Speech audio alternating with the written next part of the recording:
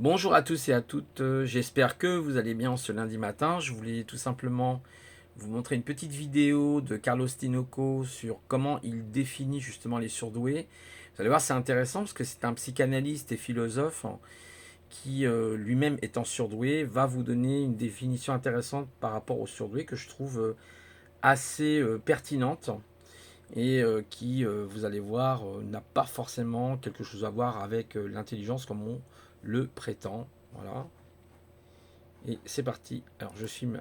Une personne surdouée, une personne HP, c'est quelqu'un qui est plus intelligent que les autres? Non, d'abord non. Et je pense que tant qu'on le définit comme ça, tant qu'on le prend sous le prisme des tests de QI, on se condamne à pas comprendre grand-chose à l'écart dont on parle. Je vais donner une définition un peu qui tranche radicalement. Une personne surdouée, c'est la personne qui, dès l'enfance, ne peut pas ne pas voir que le monde est fou. Ah bon? Ouais. C'est-à-dire? C'est-à-dire, je suis là, le cours commence, et Ça me dès rappelle qu'il des commence, je souvenirs. regarde sur la pendule. Ouais, j'avais toujours les yeux sur la pendule, hein, dès qu'il y avait C'est une horrible pendule dans parce la que classe. j'attends les 59 minutes Ah avant que oui, ça sonne. ah oui. Je subis ces cours. J'écris comme je peux. Impossible de prendre le temps de souligner les titres, etc. Donc j'écris une espèce de torchon. Mon C'est attention marrant, est petit garçon. exclusivement sur le tic-tac. Et ces moments atroces où on se dit d'ailleurs, bon allez, je vais plus regarder la montre, comme ça passera plus vite. Et tout d'un coup on se dit, oh là, ça doit faire un bon quart d'heure. Mais on regarde, ça fait 2 minutes. On se dit, oh, putain.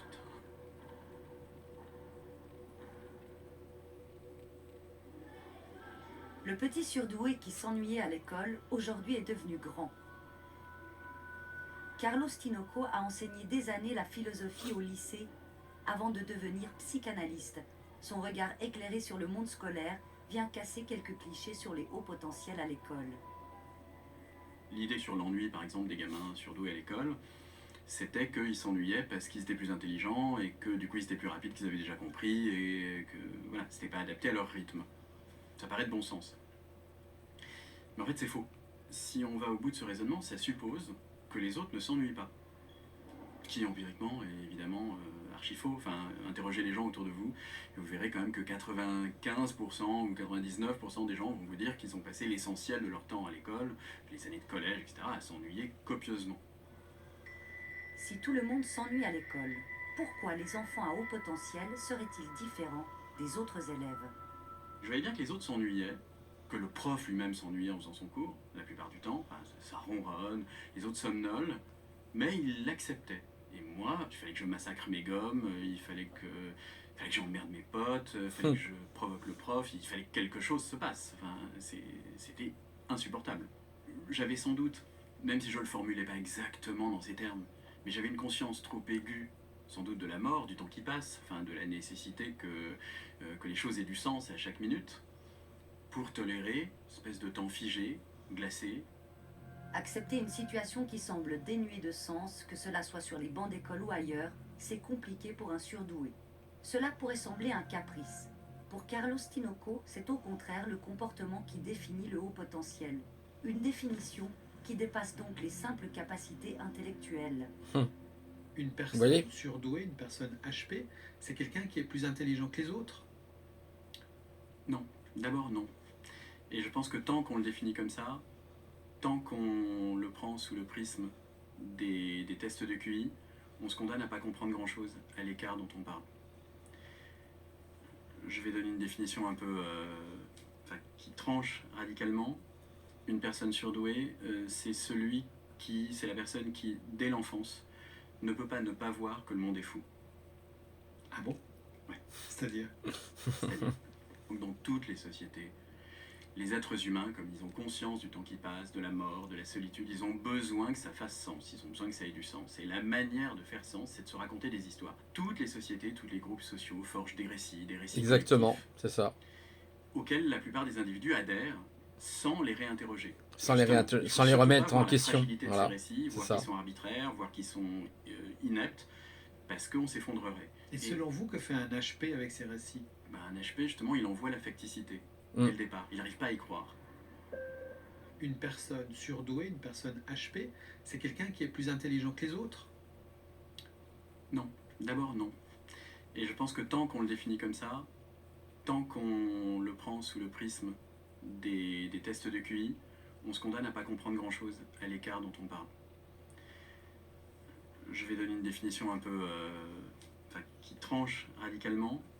Une personne surdouée, c'est la personne qui, dès l'enfance, ne peut pas ne pas voir que le monde est fou.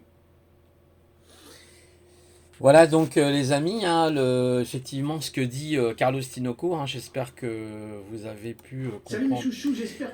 comprendre, excusez-moi, c'était en tâche de fond. Oui, ben, ça me rappelle l'école, effectivement, je me souviens bien que il fallait que je bouffe mes gommes, je détruisais mes gommes, je m'en rappelle toujours, je les coupais en deux. Le temps passait pas, j'en avais par-dessus la tête, je me disais mais c'est quand est-ce la récréation, j'ai envie de m'amuser, vous voyez, des choses comme ça. Ou je faisais le pitre en classe aussi, ça m'arrivait. Et c'est marrant parce qu'en fait, vous voyez comment Carlos Tinoco définit en fait. Il définit pas forcément euh, l'intelligence, non, justement, c'est pas ça, c'est plutôt le monde est fou. Alors si oui, on considère que le monde est fou, pourquoi? Parce qu'il a besoin de donner un sens. L'humain, comme il dit, c'est très intéressant son explication en fait en psychanalyse. Si on va dans les profondeurs de la psychanalyse, on va dans la profondeur de la psyché humaine et on voit bien que Carlos Tinoco explique que les gens ne remettent rien en cause, par exemple. Vous voyez, ils fictifs, hein, ils n'essayent pas de se dire bon, on m'a raconté des histoires, est-ce que ces histoires sont vraies? Sans se reposer des questions. Moi, j'ai toujours été comme ça, je me remets toujours des questions. Par exemple, prenons un exemple, la démocratie. Les gens vous parlent de démocratie qui vient de Demos Kratos, hein, d'accord, pouvoir au peuple, mais est-ce qu'aujourd'hui, au XXIe siècle, la démocratie est encore un modèle viable? Eh bien, moi, je dis que non. Il faut revoir ces modèles-là parce que ce sont de vieux modèles qui, pour moi, ne fonctionnent plus en fonction de l'époque où nous sommes. Donc, peut-être la démocratie fonctionnait à l'époque des Grecs, hein, des philosophes grecs, mais est-ce qu'aujourd'hui elle fonctionne? Moi, en tout cas, j'ai pas le sentiment. Peut-être que je me trompe après, hein, voilà, peut-être je suis dans l'erreur, mais peut-être il existe un autre modèle. Il y a peut-être un modèle de synergie plus intéressant que la démocratie. Pourquoi pas? Il y a des modèles synarchiques, par exemple, il y a d'autres modèles qui existent. Peut-être même on peut en inventer un nouveau, parce que là, justement, c'est là où la créativité doit prendre lieu. Mais c'est très intéressant. Donc après, il a parlé aussi des tests de QI, je suis désolé, mais bon, bien sûr, les tests de QI peuvent avoir leur importance, c'est évident, mais en réalité, Tinoco dit, il ne faut pas se baser que sur ça, parce que sinon, vous vous basez sur quelque chose qui est déjà figé dans le temps, voyez, et qui effectivement, en réalité, va pas vous faire avancer. D'ailleurs, j'écoutais Luc Montargis, là, qui est un psychologue aussi, qui a expliqué une chose intéressante sur notamment les très hauts QI 160, et j'étais étonné parce que, enfin, j'étais étonné, oui et non. À la fin, justement, des 10 points qu'il donne, et c'est très intéressant, il dit, est-ce que la culture générale rentre? Eh bien oui, la culture générale rentre dans votre potentiel non inné. C'est-à-dire, vous avez un potentiel inné et vous allez avoir ce qu'on appelle un potentiel de savoir.